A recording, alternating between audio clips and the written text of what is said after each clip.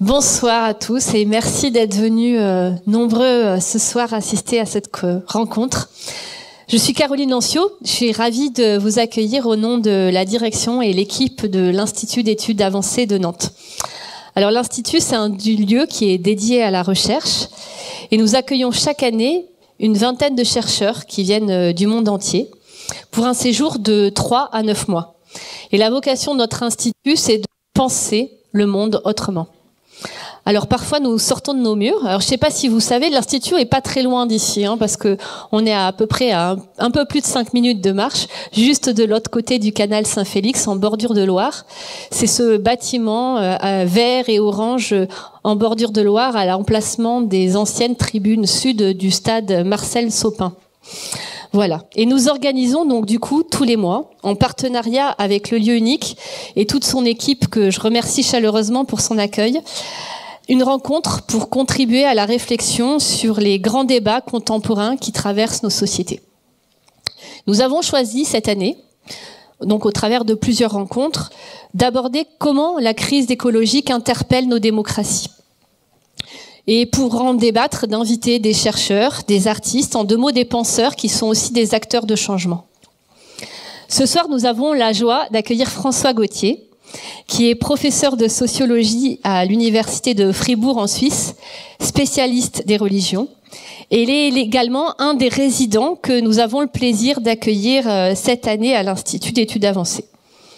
Il est aussi contributeur du manifeste du convivialisme, que je vous montre là. Manifeste qui a été produit grâce à la contribution d'une centaine d'intellectuels dans plus de 30 pays. Et ce soir, il nous propose de mieux comprendre pourquoi l'urgence de la crise climatique et écologique se heurte-t-elle à notre inaction. La réponse se trouve dans la logique qui structure les philosophies politiques héritées des Lumières et qui sont encore les nôtres aujourd'hui. En comprenant pourquoi les idéologies du passé ne peuvent répondre aux enjeux du présent, ce qui s'ouvre à nous, c'est la nécessité de penser une nouvelle approche, une alternative post-néolibérale. Donc c'est la proposition que nous fait le convivialisme que va nous présenter François Gauthier.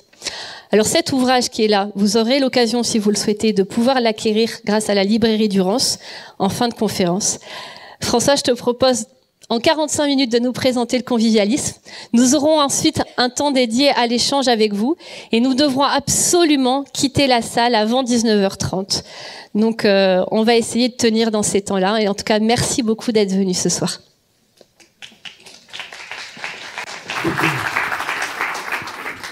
Merci beaucoup Caroline. Quand j'ai commencé à pianoter sur mon clavier Nantes, parce que je connaissais très bien Rennes où j'ai fait un postdoc pendant 6 mois, et j'avais toujours voulu aller à Nantes, je n'y suis pas parvenu. Soleiman, tu ajustes. C'est le lieu unique qui est apparu. Je suis un amateur de culture, alternative, et je me suis dit, ce serait trop bien de faire un truc à l'IEA, plutôt au lieu unique. Et puis Caroline et puis l'équipe de l'IEA ont vu que j'étais un des membres fondateurs du convivialisme. Et du coup, ils ont dit « Ah, c'est parfait !» Donc ce soir, c'est fantastique, j'entre par la grande porte. Mes enfants étaient malades. Chaque autre spectacle où je voulais aller, ceux qui ont des enfants connaissent. 90% de ce que vous réservez comme billet, ça se matérialise jamais. Moi, ça a été mon cas. Donc c'est ma première soirée. Je suis venu souvent au LU. Mais toujours au resto ou au bar. Et donc, c'est la première fois que je viens pour un événement culturel et je suis l'événement culturel. Donc, certains l'ont peut-être vu à mon accent, je suis québécois d'origine. J'ai grandi sur les rives de l'Outaouais et je suis un Montréalais pur jus. Mais ça fait 10 ans que je suis en Suisse à l'université de Fribourg. J'ai étudié, au départ, comme notre ami Judith Miller ici de l'IEA, j'étais dans les sciences naturelles. Et après, il y avait une question, je n'étais pas rassasié, j'avais fait le tour, et je suis tombé dans les sciences sociales et les sciences humaines. Et il y a quelque chose qui n'existe pas en France qui s'appelle les sciences des religions, qui existe dans les pays protestants et qui existe au Québec et au Canada. C'est en fait la rencontre interdisciplinaire d'à peu près toutes les disciplines sur le fait religieux. Et quoi de plus fondamental pour l'être humain que le fait religieux? Et quand je dis ça, je sais que je parle à un public français qui est convaincu du contraire. Donc, je vais utiliser cette approche. Elle va être en filigrane. Elle est en filigrane, comme je crois elle doit l'être, pour essayer de répondre à une question, qui est une question qu'on se pose tous, c'est pourquoi on ne fait rien? Il y a la crise climatique, il y a la crise de la biodiversité. Avant ça, maintenant on parle tous de climat, mais il y a 10 ans on parlait d'autre chose.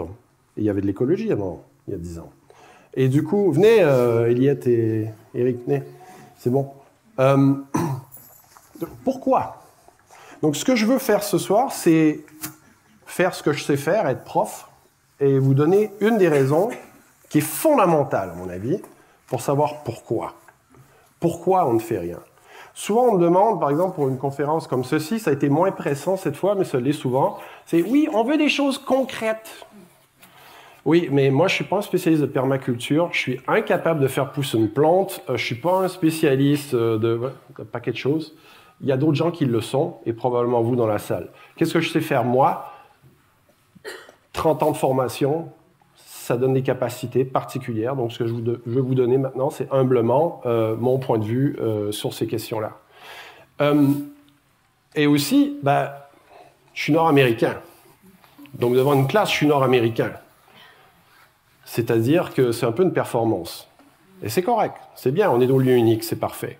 Et donc, vous allez avoir un petit avant-goût pour ceux qui n'ont pas fait de l'Uni, c'est quoi un prof québécois? Et si vous sourcillez, ou si vous faites « Ah non !» je vais vous intervenir. Je vais vous faire intervenir, je vais dialoguer avec vous, parce que c'est comme ça qu'on fait. Et il n'y a pas meilleure manière pour tenir ces étudiants intéressés que de faire ces allers-retours. John en sait quelque chose. Plutôt que de faire le bon prof de la Sorbonne. Oui, donc, Jean-Jacques Rousseau. Bon, donc ce ne sera pas ça. On va recouper Jean-Jacques, à un moment donné, vous allez voir, ce ne sera pas comme ça. Donc, exemple concret, aïe. Donc, je vais faire ce que je suis capable. Donc, pourquoi l'écologie n'arrive pas à être au cœur des débats? On voit les socialistes qui sont incapables de faire rentrer la question écologique dans leur matrice. Quand ils ont commencé à le faire, le PS s'est auto-détruit. Pourquoi les écolos sont incapables de mettre la question sociale? Pourquoi de LREM à Zemmour, je connais quand même la politique française, les médias suisses sont très ennuyants, il ne se passe pas grand-chose, donc on écoute les médias français, donc je sais ce qui se passe. Donc de LREM à Zemmour, ça ne rentre pas. Bon.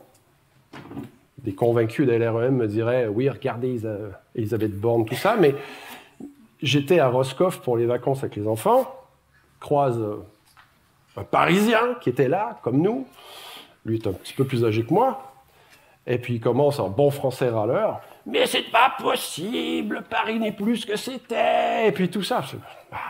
Oui, c'est vrai, moi j'avais en tête plusieurs choses qui vont pas bien dans notre monde. Les Arabes! Et c'était pas le typique... sa femme était chanteuse dans un opéra, de la bonne société. Trop d'Arabes. Et vous savez d'où ça vient, ça, ce discours? Et il commence à occuper une très large partie du spectre. Mais si on enlève les Arabes, il y a quand même du réchauffement climatique, à ce que je sache. Donc, qu'est-ce qui fait en sorte que c'est les Arabes le problème, mais c'est pas le réchauffement climatique, c'est pas l'écologie, etc. Je vais essayer de vous donner des pistes par rapport à ça. Donc, ce que je veux vous proposer, c'est d'abord comment moi je suis arrivé au convivialisme.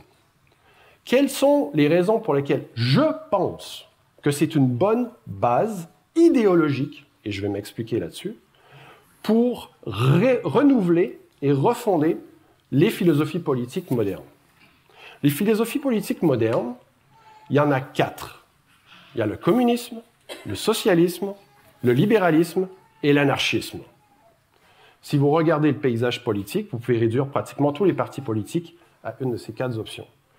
Ces philosophies politiques ont été élaborées dans un cadre conceptuel, à partir aussi de valeurs, à partir de vision du monde, à partir d'une mythologie aussi de nous occidentaux, qui pouvons faire table rase de tout et inventer, et quoi que ce soit qu'on va inventer, ce sera mieux.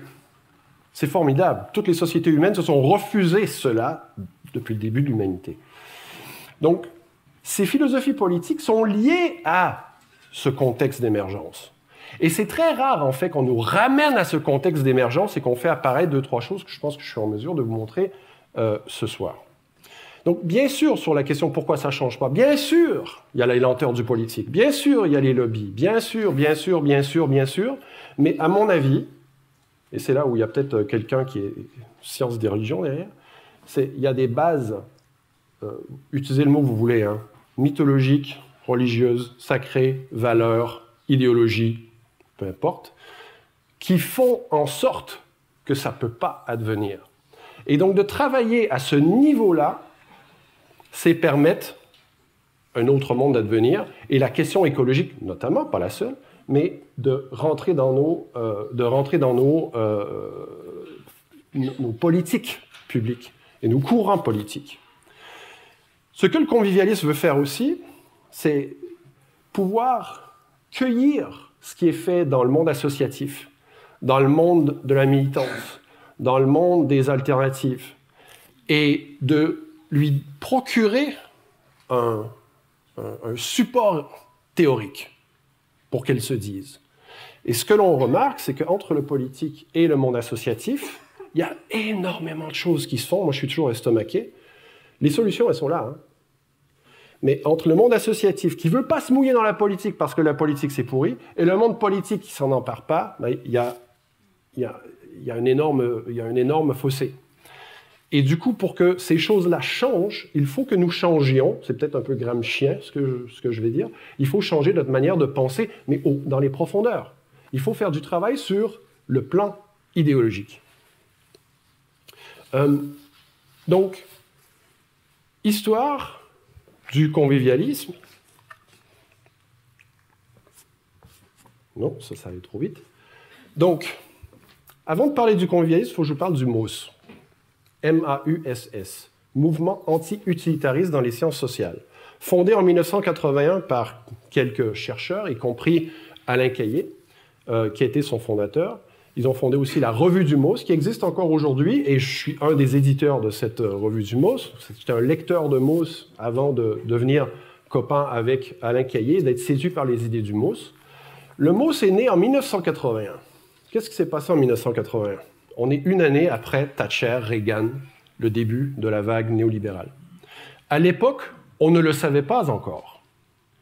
Or, Caillé et d'autres chercheurs autour avaient déjà remarqué que les catégories de l'économie avaient pénétré les sciences sociales, s'étaient répandues en dehors du cercle des économistes pour pénétrer l'ensemble des sciences sociales, et notamment la figure de l'homo economicus, que nous sommes tous des êtres sans relation, rationnels, maximisateurs, cherchant par stratégie à maximiser nos coûts, maximiser plutôt nos bénéfices par rapport à nos coûts. Si vous regardez la production de sciences sociales de cette époque jusqu'à aujourd'hui, c'est massivement le paradigme dominant. Ce qu'il y avait auparavant, c'était la grille marxiste notamment, mais pas seulement. Et pour les marxistes, c'était de réduire les actions sociales à de la domination. Dans ce nouveau paradigme économique, qui est rentré dans les sciences sociales, on réduit tout à l'intérêt. Et la sociologie française a été un moteur de cette révolution néolibérale dans les sciences sociales. Le père de ce double réductionnisme à la domination et à l'intérêt, c'est Pierre Bourdieu. Pierre Bourdieu qui a fait des très belles choses, mais que je tiens responsable d'une partie de notre dérive par cette double réduction. Que dit le MAUSS? Il n'y a pas que ça. C'est pas qu'il n'y a pas d'intérêt. C'est pas qu'il n'y a pas de domination. Mais il n'y a pas que ça. Quand vous allez travailler, ou que certains d'entre vous sont grisonnants, vous allez aider votre progéniture à s'occuper de ses enfants. Est-ce que vous le faites par intérêt?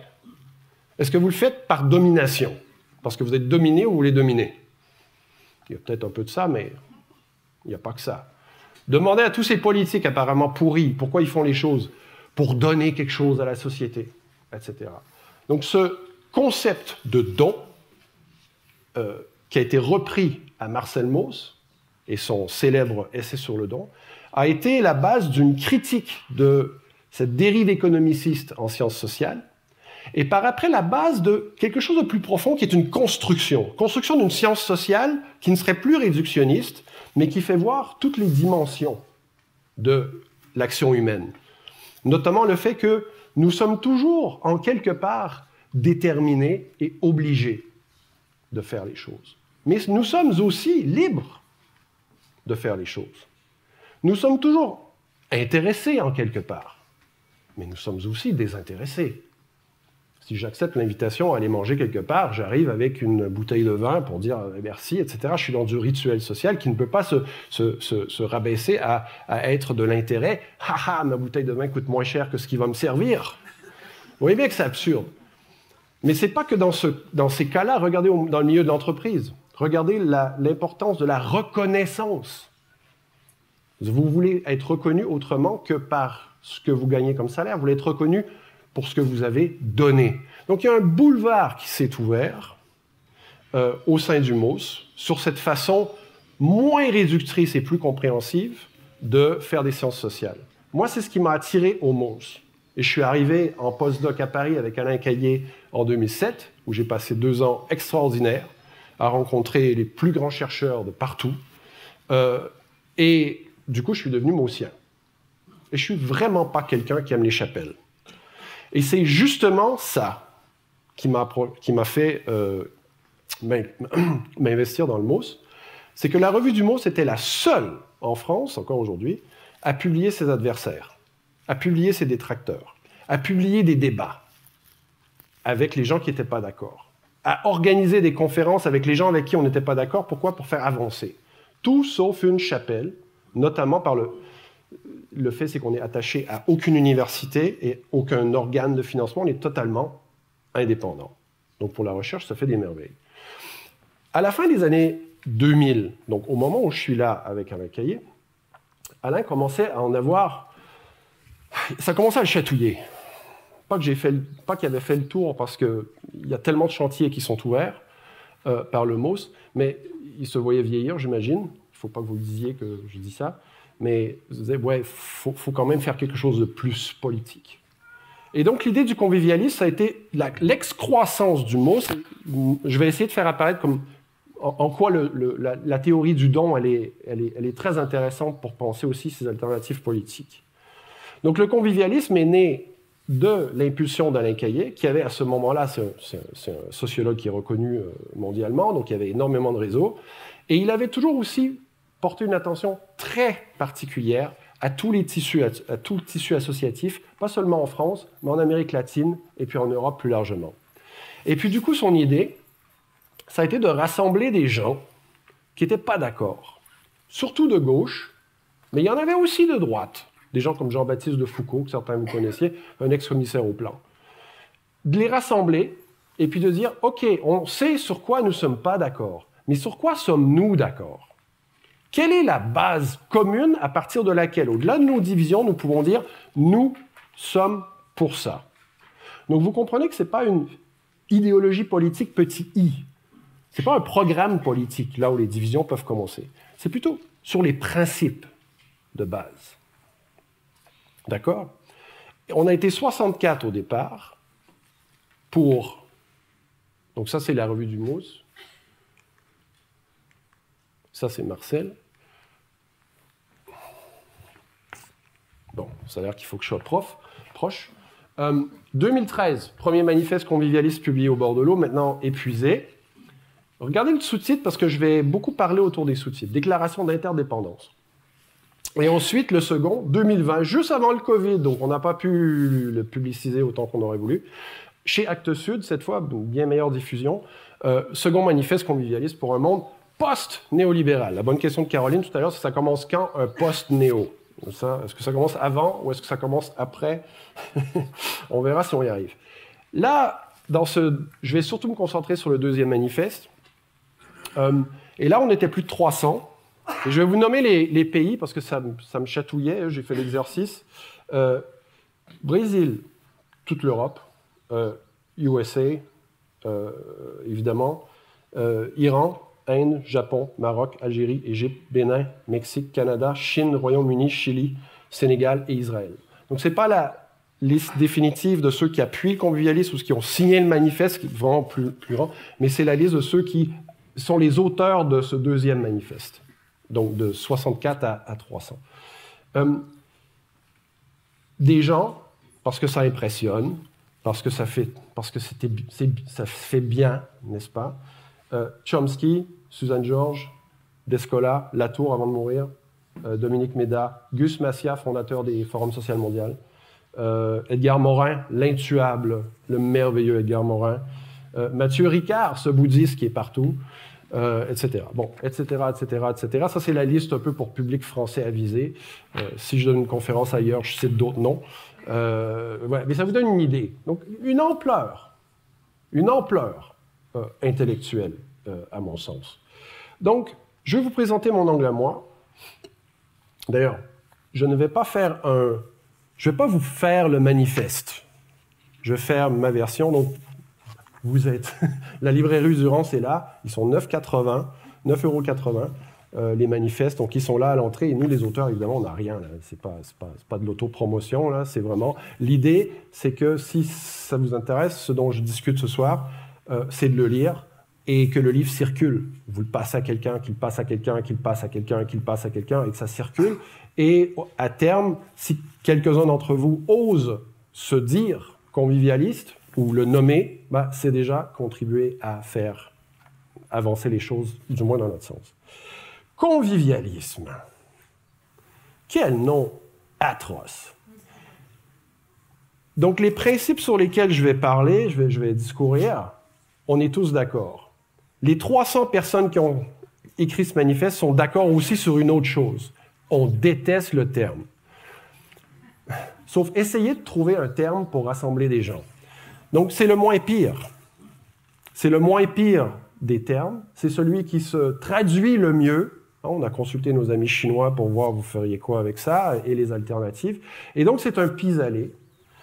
Et c'est un pis-aller qui contient quand même l'essentiel, qui est une philosophie politique, une idéologie politique pour pouvoir vivre ensemble. Et là, je vais passer un peu de temps pour... Vous allez voir, je vais essayer de répondre à la question. Ensemble avec qui et ensemble avec quoi? C'est ça la question.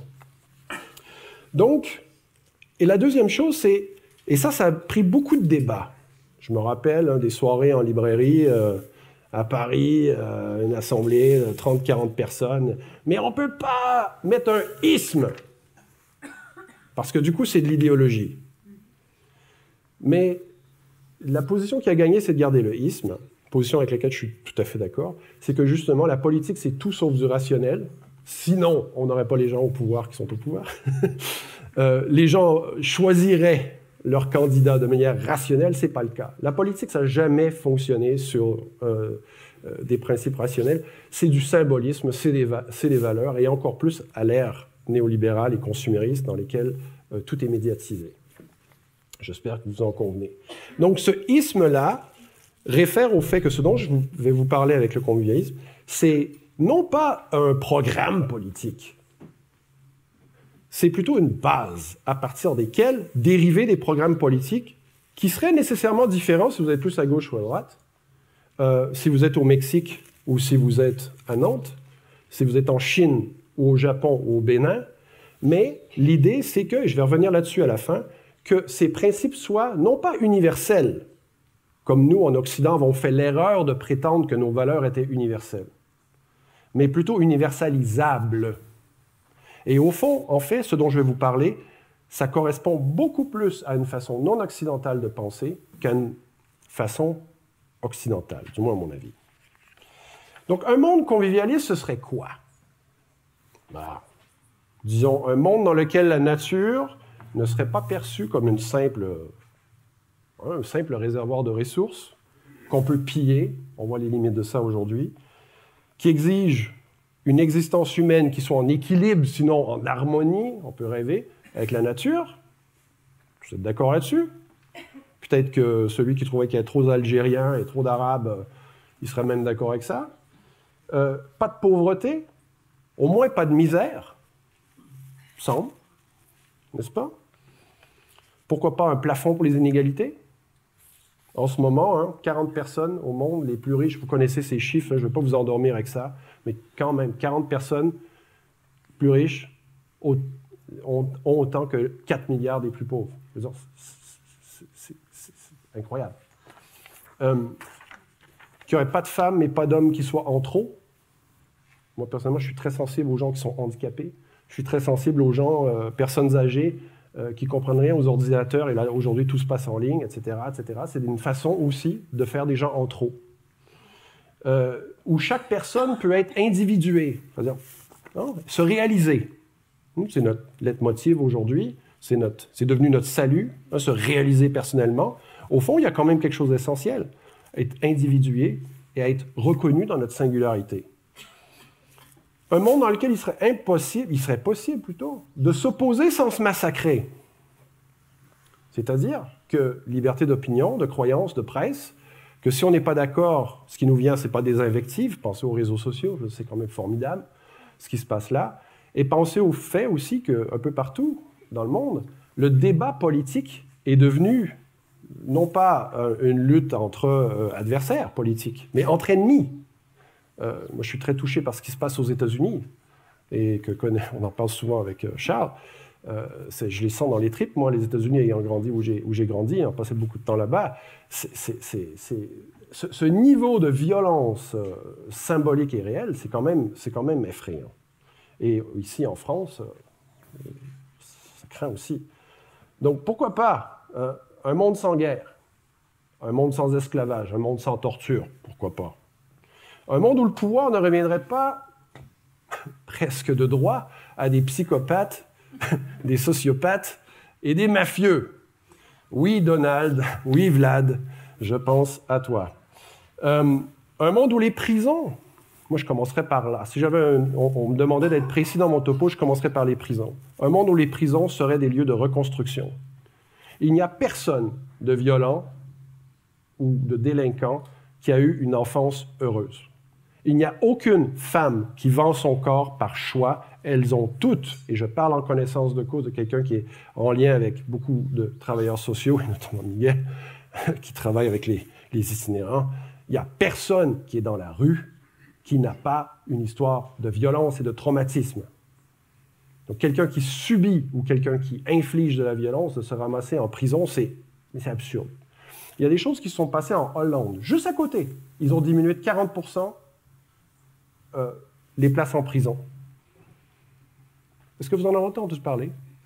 Est-ce que la gauche, qui se fait accuser de mollesse, est-ce qu'elle a dit quelque chose? C'est à côté. Du point de vue d'un Canadien, je vais faire les courses en Hollande. J'ai déjà travaillé dans le nord de l'Alberta. On avait fait 4 heures de route pour aller acheter de la bière. Il fallait faire 4 heures de route pour remonter. D'accord? Donc, c'est à côté. Un monde où la loi du marché ne détermine pas tout en dernière instance. Oui, tout ça, c'est évident. C'est totalement évident. On serait tous d'accord. Même le mec qui trouvait qu'il y avait trop d'arabes. Et pourtant, aujourd'hui, ça semble complètement irréaliste, impossible, inaccessible. Rappelez-vous les années 60-70. Au Québec, il y avait une chanteuse, Émilie. C'est le début d'un temps nouveau. Tout était possible. On est 70 ans plus tard, il n'y a plus rien de possible. Donc, qu'est-ce qui s'est passé? Il s'est passé... Non. Donc, le convivialisme veut donner un message positif. De donner quelque chose de désirable. De Zemmour à LR, vous entendez quoi? C'était mieux avant. C'était mieux avant et aujourd'hui c'est épouvantable et tout s'en va à volo. À gauche, tout s'en va à volo. Les écologistes, c'est foutu, tout s'en va à volo. Bon, ça fait beaucoup de négatifs. Donc raison de plus d'enfoncer le clou du positif. Donc, premier sous-titre, post-néolibéral. Qu'est-ce que le néolibéralisme? C'est un terme qui est très... c'est un buzzword, comme on dit en anglais. C'est un mot à la mode et c'est une façon discréditée où on ne sait pas trop ce qu'il y a dedans. Qu'est-ce que ça veut dire? Je vais le définir. Ça veut dire que depuis Thatcher, Reagan et surtout la chute du mur de Berlin et l'effondrement de l'Union soviétique en 1989, l'idéologie dominante qui structure de part en part nos philosophies politiques, non seulement les philosophies politiques, mais tous les domaines du social, c'est le libéralisme économique et le marché. De mon existence, j'ai vu l'éducation, la santé, les services sociaux, les ONG, tous ces domaines être traduits en langage économique. On discutait avec Miguel tout à l'heure. Lorsque le travail social se présente comme un dispensaire de services à des usagers, vous avez perdu toute dimension humaine. Vous êtes dans une logique néolibérale. Lorsque vous gérez vos émotions, vous êtes dans une logique néolibérale. Lorsqu'on ferme des lits parce qu'il n'y a pas assez d'argent, on est dans une logique néolibérale. Il y a eu tous ces tournants, mais c'est beaucoup plus commun et beaucoup plus concret. Ce n'est pas extérieur. Non, c'est quand vous gérez vos émotions, là, pensez-y. Vous faites quoi, là? Vous pensez qu'au Moyen-Âge, on gérait son stress? Non, c'était avant hier. On utilise le mot gouvernance à toutes les sauces. Gouvernance, c'est né en 1992 par un économiste. Aujourd'hui, il n'y a même plus personne qui se rappelle qu'est-ce qu'on disait avant. C'est ça, ce néolibéralisme. C'est à la fois un ensemble de politiques, de démantèlement de l'État social, mais c'est aussi une façon de concevoir le monde. Et donc, c'est plus que des règles marchandes, c'est plus que de l'offre et de la demande, c'est plus que d'aller quelque part et d'acheter des services. C'est idéologique. Et on ne combat pas l'idéologie avec, je ne sais pas moi, je vois Charles et je pense à la moutarde nord-américaine jaune, la Schwartz. On ne combat pas l'idéologie avec la moutarde. Ça ne marche pas. Il faut combattre l'idéologie avec l'idéologie. Bon. C'est pas qu'un monde convivialiste est un monde qui ne laisserait pas de place à l'économie de marché. Il y a deux choses, et je vais en parler, qui sont nées avec notre modernité, c'est l'État-nation et le marché. C'est les deux grandes inventions. On ne peut pas s'en débarrasser du jour au lendemain. Mais je ne crois pas, pour ma part, qu'une croissance verte sera à la hauteur. Pourquoi? Parce qu'une croissance verte, c'est toujours de la croissance. Et je vais revenir là-dedans. Qu'est-ce que les sociétés humaines auparavant ont fait, avant nous, avec l'économie? Elles l'ont encastrée. L'économie était encastrée dans des rapports sociaux et des dynamiques sociales qui étaient plus larges. Vous n'êtes pas tous des universitaires, c'est Karl Polanyi, La Grande Transformation, tout ça a été démontré 1000 fois. C'est l'économie, jusqu'à nous, était une toute petite partie de l'activité humaine. Et les sociétés sauvages, et même dans les grands empires, il n'y avait pas de marché comme on l'entend aujourd'hui. C'est né avant hier. Et les économies, donc les modes de subsistance, les circuits de subsistance, étaient subordonnés aux hiérarchies sociales et aux fonctions politiques. Si l'être humain a été capable de faire ça pendant 99,9% de son histoire, pourquoi on ne pourrait pas y retourner? Les économistes ne nous disaient-ils pas qu'on ne pouvait surtout pas arrêter la machine? Qu'est-ce qui s'est passé avec le Covid? On a arrêté. Qu'est-ce qu'on a perdu? 6 points de PIB. Formidable quand même. Il ne s'est rien passé. Donc, il n'est pas suffisant aujourd'hui pour répondre aux enjeux de revenir aux philosophies politiques classiques, je l'ai dit, qui ont été forgées entre le XVIIe et le XIXe siècle. Communisme, socialisme, et libéralisme et anarchisme. Je vais vous expliquer pourquoi. Roulement de tambour. Voici un monde que vous n'avez pas connu et que vous ne pouvez même pas soupçonner. C'est ce qu'on appelle la grande chaîne des êtres. On retrouve ça chez les Grecs, chez Aristote, et on retrouve ça au Moyen-Âge, en Occident, et jusqu'aux Lumières. Dimitri m'a dit qu'il y avait un laser. Vous voyez le type en haut, là? C'est Dieu. Il est la clé de voûte. Il y a les anges, les archanges. D'accord? Bon, c'est une version chrétienne, ce n'est pas la version d'Aristote. Les anges, les archanges, hein, et ensuite l'aristocratie, là vous descendez hein, jusqu'aux paysans, et ensuite les animaux, la végétation, et même le monde minéral. Et en bas, il y a Satan et les enfers, les gens qui se font des barbecues, là. Voilà. Des gens de droite qui font des barbecues et cuisent de la viande. Voilà. Toc, toc. Voilà. Donc, le principe de cette société est très simple. C'est une société qui est inégalitaire. Mais c'est une société où tout le monde a sa place. Et où le principe régulateur est extraordinairement simple. Il s'appelle Dieu. D'accord? Qu'avons-nous voulu faire, nous, modernes? Je fais une version abrégée, hein? Mais je fais une version abrégée dans un sens que vous n'avez probablement jamais entendu. Évidemment, sortir de l'inégalité, on veut tous être égaux, etc., etc. Oups. Les Lumières ont enfanté pas 634 solutions, pas 3, pas 12, pas 11,2, 2 solutions, qui sont encore les seules solutions que nous avons aujourd'hui dans nos philosophies politiques. 2 solutions qui sont en remplacement de Dieu, l'État et le marché. C'est la solution républicaine par l'État, c'est le communisme, c'est le socialisme. Ou la solution par le marché, c'est le libéralisme, bien sûr, et d'une certaine manière, mais je ne rentrerai pas dans des discussions qui seraient longues, l'anarchisme. Que ça va se régler tout seul. L'État, c'est simple. Il y a une longue histoire en Occident avec les empires, avec l'Église catholique. Une longue tradition de réflexion sur l'État. L'État qui était d'ailleurs modelé sur l'Église. Donc cette verticalité avec cette gestion par en haut et un centre du pouvoir défini qui gère l'ensemble. La deuxième solution, on la présente rarement comme ça. Helvétius, penseur des Lumières, libéral, économiste, disait c'était pas quelqu'un qui aimait beaucoup l'État et c'était pas quelqu'un qui aimait beaucoup le républicanisme. Il disait il nous faut une machine simple pour remplacer Dieu.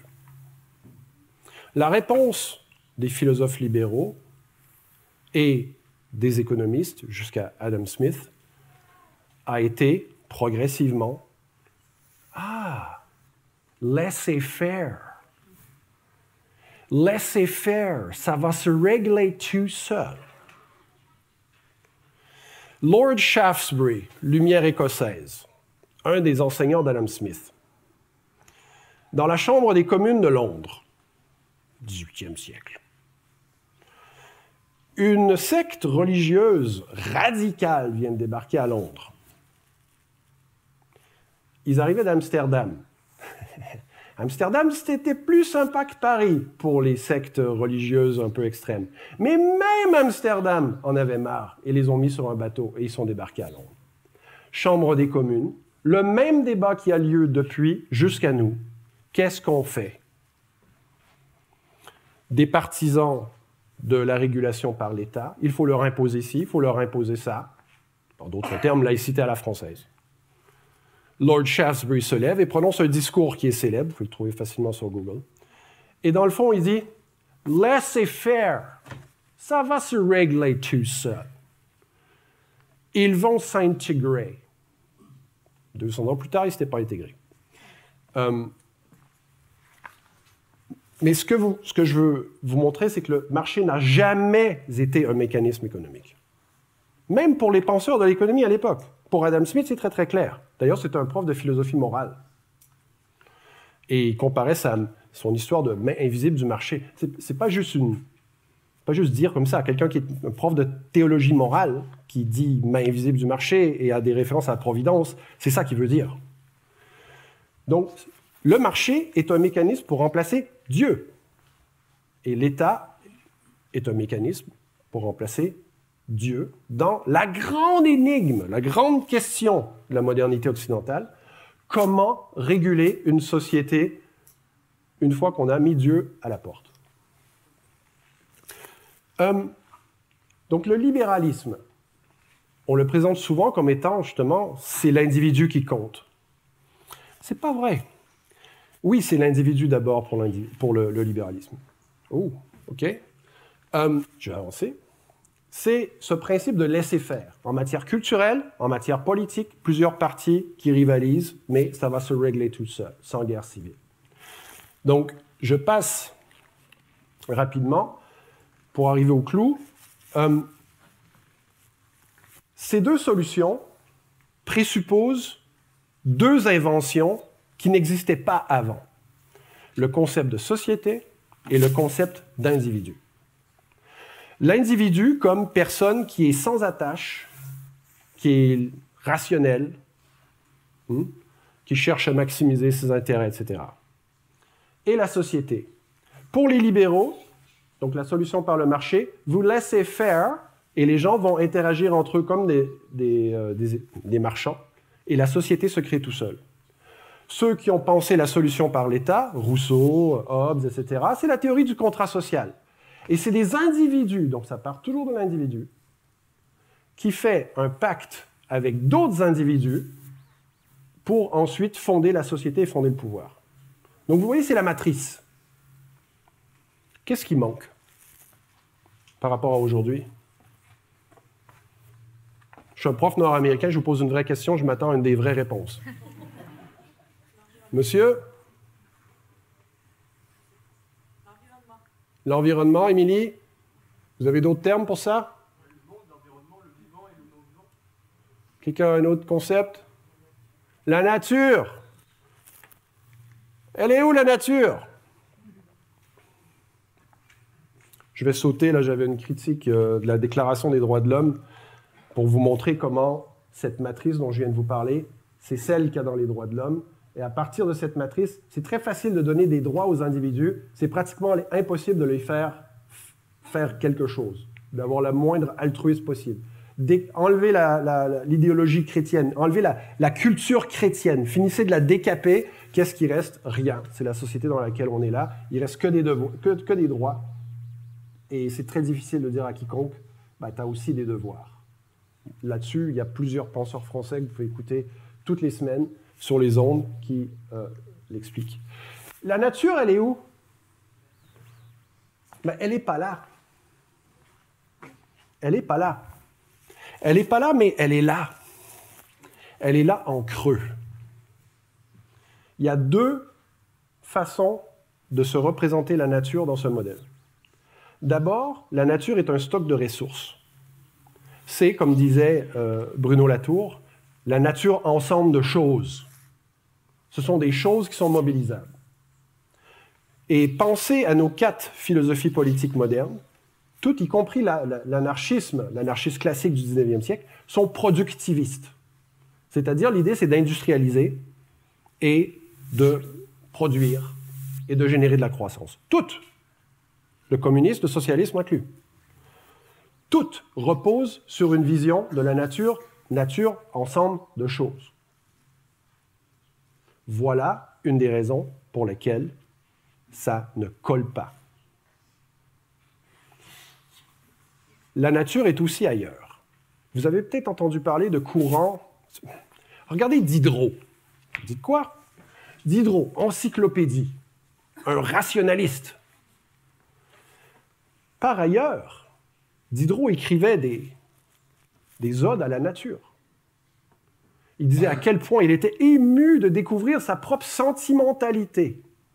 Et ce courant philosophique, le sentimentalisme, a enfanté le romantisme, qui est une définition de la nature qu'on connaît bien aujourd'hui, la nature enchantée. Une nature qui est source de vie, de créativité, etc. Mais sans les humains. Ce qui m'amène à ce que j'appelle le paradoxe vegan. J'ai un certain âge, j'ai vu le végétarisme débarquer, je l'ai vu plafonner. Et là, tout d'un coup, depuis 3-4 ans, pouf, vegan. Tous les restaurants ont du vegan. Toutes les grandes surfaces ont du vegan. Pourquoi? Parce que cette matrice-là fait en sorte que soit on a une vision instrumentale de la nature ensemble de choses, ou soit on a une nature idéalisée et sacralisée. Donc, qu'est-ce qu'on peut faire avec cette nature? On peut la mettre sous cloche. Véganisme, on va avoir des produits qui sont industrialisés, mais aucun rapport avec les animaux. Il n'y a aucun rapport possible avec le monde animal. Il se passe la même chose dans les colonies d'où je viens. Prenez l'Alaska. Des peuples autochtones, et c'est la même chose, j'ai vu la même chose au Canada. Des peuples autochtones sont interdits de chasser parce qu'il ne faut pas toucher à la nature. Donc, le gouvernement occidental, qui a tout bousillé, les empêche, eux, de chasser, eux qui ont trouvé l'équilibre avec la nature depuis des millénaires. Pourquoi? Parce que nous ne savons que instrumentaliser la nature ou avoir des rapports, ou la sanctuariser, et du coup, n'avoir aucune relation avec elle. Rien contre le véganisme tel qu'il est pratiqué par les gens, mais pour moi, ça réfère aussi à cette autre chose, que c'est pour ça que les écologistes sont si rabat-joie. Parce qu'on ne peut pas avoir un arbre de Noël à Bordeaux. On ne peut pas avoir... parce qu'il n'y a pas de rapport possible à la nature. J'en suis vraiment sur les principes. Je cite un exemple pour que ça parle aux gens. Mais le problème, c'est ce rapport avec la nature. Bon, aujourd'hui, c'est peut-être ce que madame est en train de réfléchir.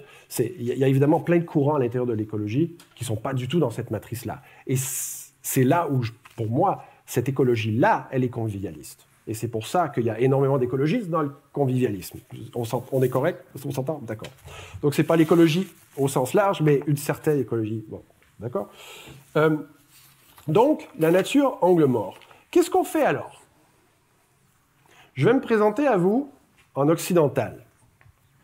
Bonjour, je m'appelle François Gauthier. J'ai un doctorat de l'Université du Québec à Montréal.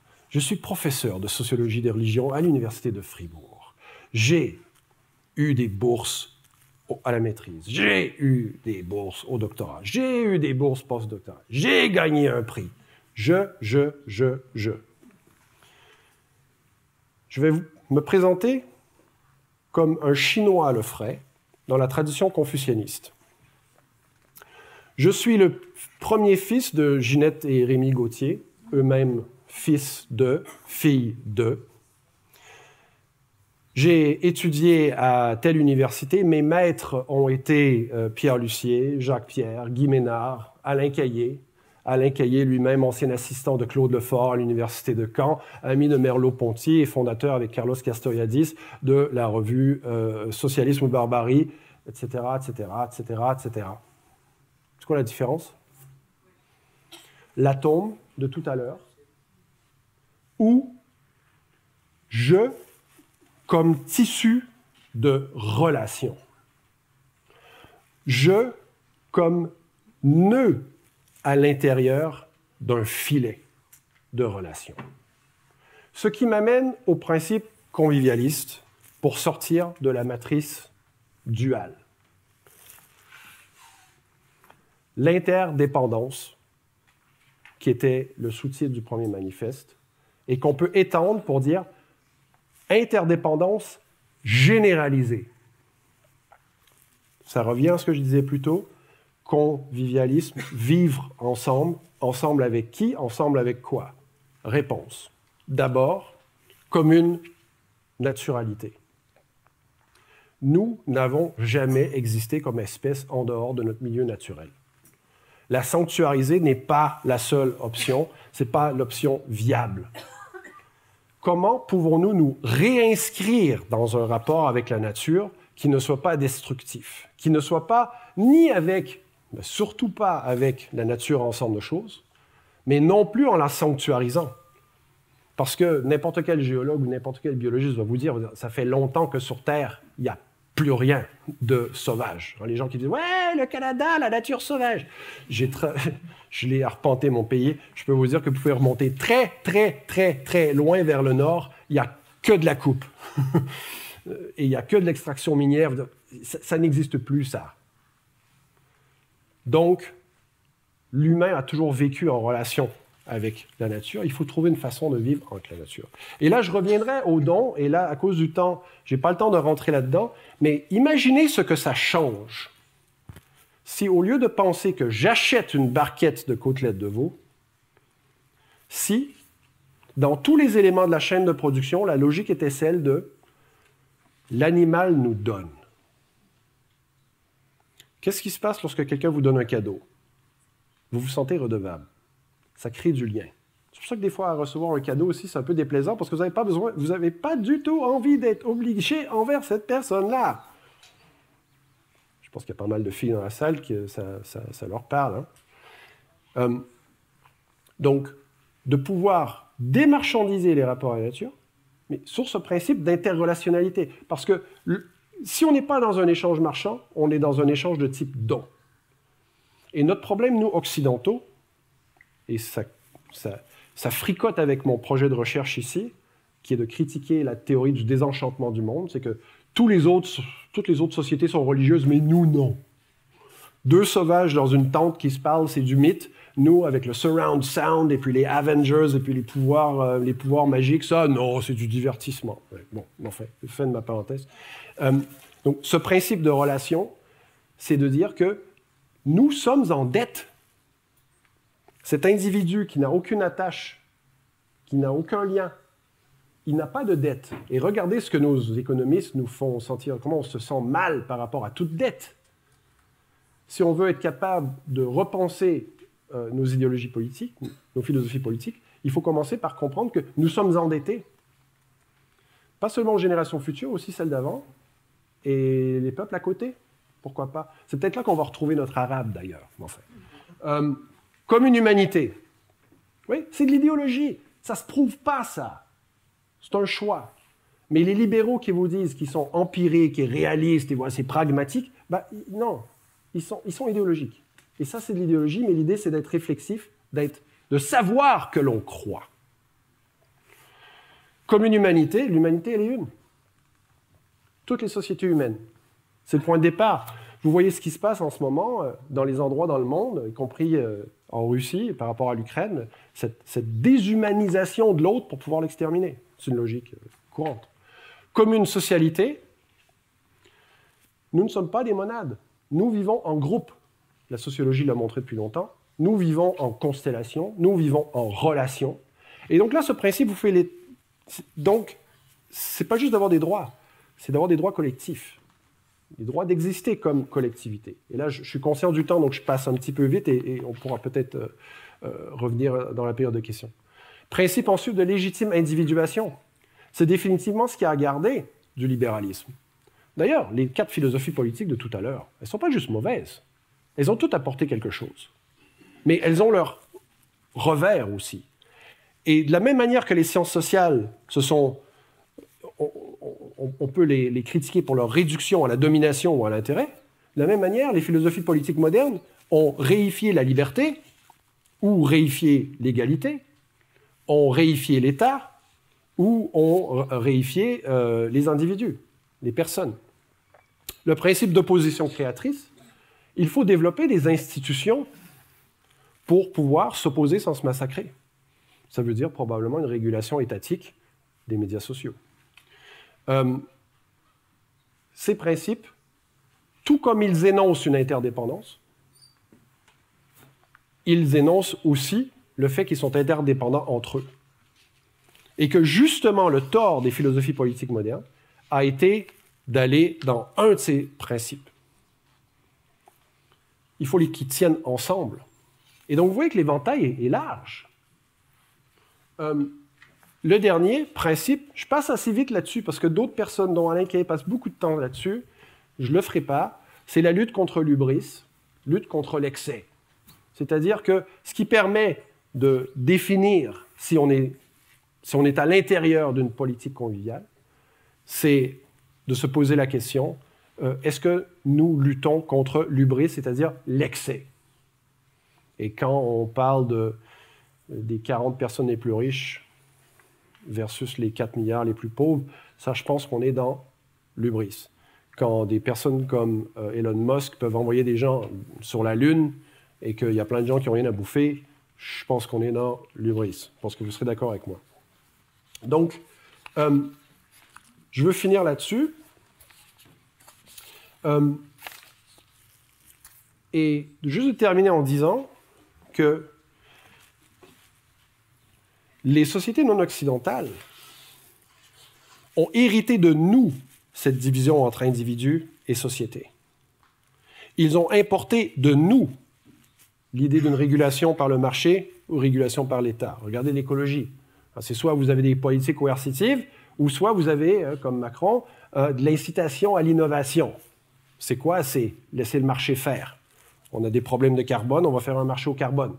Ça va se régler tout seul. Donc les sociétés non occidentales ont hérité ça de nous. La Chine, qui est confucianiste, vous voyez qu'aujourd'hui, ça ne va pas beaucoup mieux qu'ici. Donc l'idée, ce n'est pas non plus, nous occidentaux, de battre notre coulpe et de se dire que, ouais, on a eu tout faux, etc., etc. Ça, j'entends ça beaucoup trop. Les Chinois, malgré le fait qu'ils se présentent comme je me suis présenté tout à l'heure, ils sont en train de détruire leur environnement aussi. Hein. Donc, l'idée n'est pas de renier ce que nous avons fondé comme occidentaux, mais de sortir de ce que j'appellerais la politique impérialiste du one size fits all. C'est-à-dire, comme des t-shirts, vous avez la version occidentale et vous pouvez la mettre si vous êtes au Bénin, au Japon, etc. Je finirai là-dessus, mais les Français qui arrivent à Alger, qu'est-ce qu'ils font? Ils démolissent et puis créent, architecturalement parlant, Paris. C'est super chouette quand on visite comme touriste. Ah, c'est comme Paris! Mais c'était absolument pas adapté au peuple qui était là. Et donc, l'idée, c'est ce modèle-là qui est problématique. Et non pas l'idée que les Occidentaux auraient quelque chose à dire. Et c'est pour ça, je pense, que nous avons beaucoup de non-occidentaux qui se reconnaissent dans le convivialisme, y compris des peuples autochtones. Parce que ça leur parle, cette histoire de relation. Ça leur parle, cette histoire d'interdépendance. Merci.